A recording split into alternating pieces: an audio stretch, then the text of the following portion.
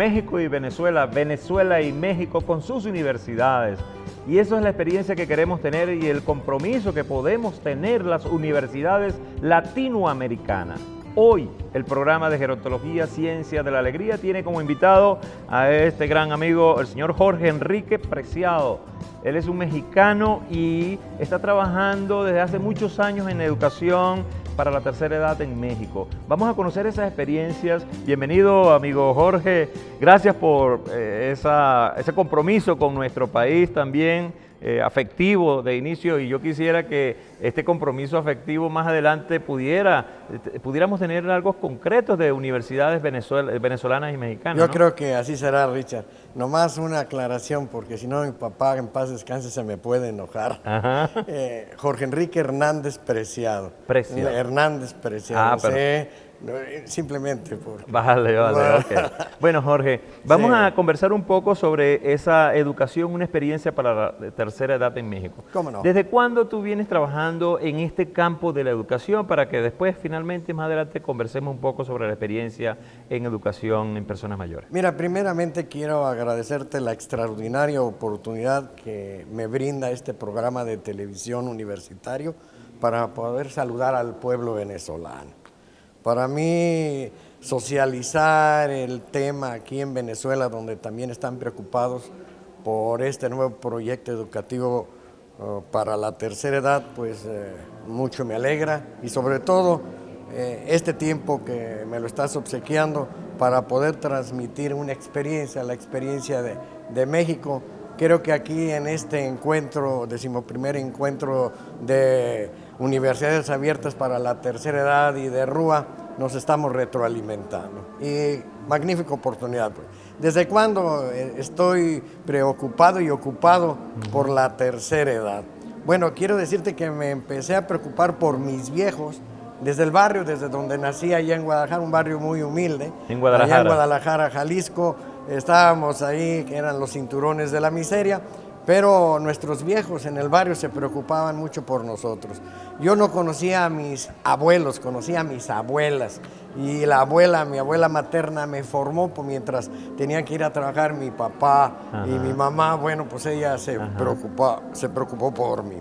Entonces, desde esa época empecé a sentir un gran cariño por mis viejos y por los viejos del barrio, que nos orientaban a hacer las tareas de la escuela, que nos apoyaban y nos fomentaban el deporte con nosotros, ahí jugando fútbol o béisbol en la calle, o nos ayudaban a organizar excursiones a un parque, bueno, hoy es parque, pero a las Barranquitas, en fin, los viejos preocupados por los niños en su barrio. Posteriormente, la vida me dio oportunidad de estar en una organización sindical de maestros, y también ahí empezamos a preocuparnos por los viejos.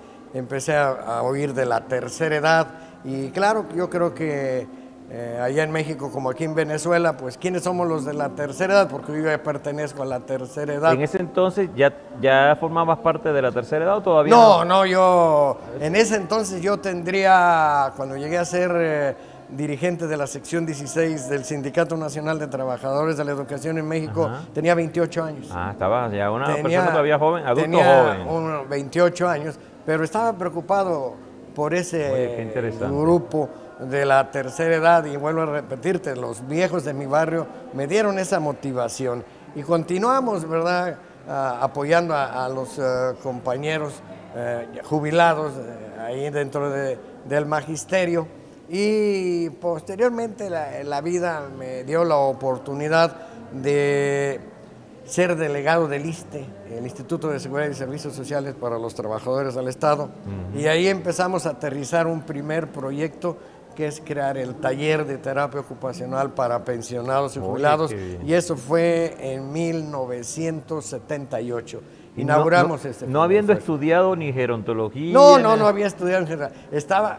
Me gustaba ese campo.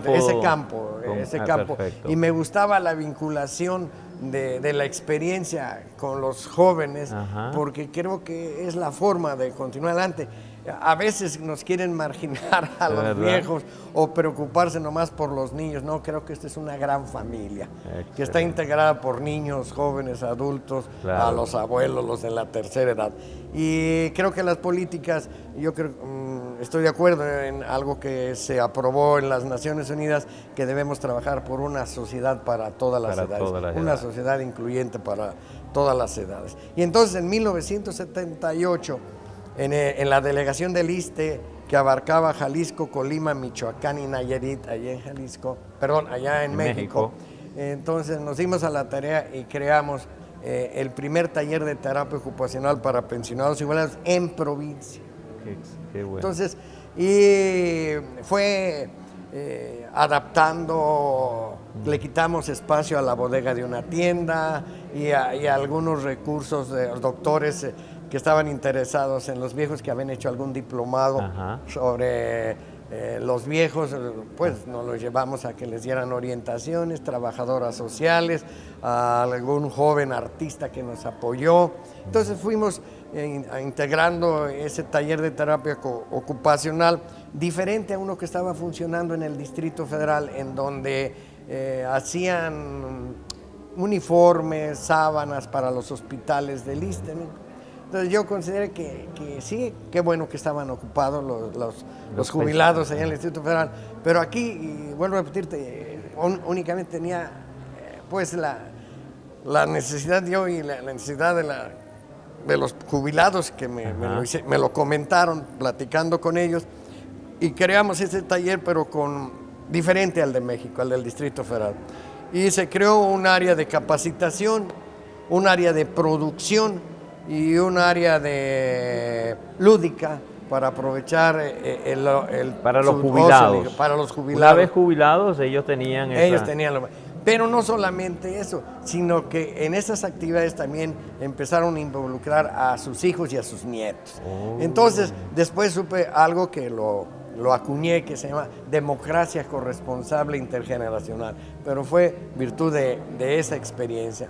Y quiero decirte que, ejemplo, en el taller que estaba el joven, que era escultor, pintor, era un artista, entonces les preguntó a los pensionados y jubilados que qué les gustaría hacer. Y ellos le dijeron que les gustaría hacer máscaras de papel maché. Los adultos mayores. Los adultos mayores. Jubilados. Jubilados, sí. Y entonces, además de máscaras de papel maché, que les gustaría hacer figuras de fruta en papel maché. Gran acierto, porque al tiempo estaban exportando a Canadá sus productos. Qué interesante, ¿no? Y entonces, bueno, ya empezamos a que una parte de esos recursos eran para ellos. Claro. Fíjate que siento, Jorge, en este primer segmento contigo, primero que hay una transmisión de valores, de valores familiares, de motivación a la educación. Así es. Y esa transmisión es sumamente importante en el hogar. Los abuelos, los padres pueden a sus hijos transmitir esos valores. Y luego fuiste creciendo en ese ámbito de la educación que te gusta, y te veo que te gusta. Claro que me gusta. Yo estudié en la hoy Benemérita y Centenaria Escuela Normal de Jalisco. Ahí me titulé como profesor de educación primaria. Entonces allí fuiste, te matriculaste, y luego esa experiencia con los jubilados. Bueno, después de estudiar en la Benemérita y Centenaria Escuela Normal de Jalisco, tuve una beca y fui a estudiar al Distrito Federal y estudié educación audiovisual. Excelente, es decir, que tu ámbito geográfico ideal y de servicio es la educación. Fue la educación. Es la educación porque todavía estoy Es la educación porque todavía estás comprometido con todavía ello. Estamos comprometidos. Y esa experiencia te ha dejado bases sólidas para seguir trabajando. En el próximo segmento, amigo Jorge, porque fíjate, ha ido sembrando bases. Y esas bases de esa filosofía, de esa idea y de ese trabajo van creciendo. Vamos a ver en el próximo segmento que seguiste avanzando en tu edad. Y luego, ¿qué hiciste? Eso lo vas a responder en el próximo segmento. y este es el programa Gerontología Ciencia de la Alegría, con el tema es justamente educación, una experiencia para la tercera edad en México, porque nosotros debemos conocer. Fíjense la experiencia del amigo Jorge, y que nos contará en el próximo segmento muchas más experiencias para ver qué nosotros podemos asumir y poder comprometernos en ese oficio de la educación. Ya regresamos, amigos, a este su programa Gerontología Ciencia de la Alegría.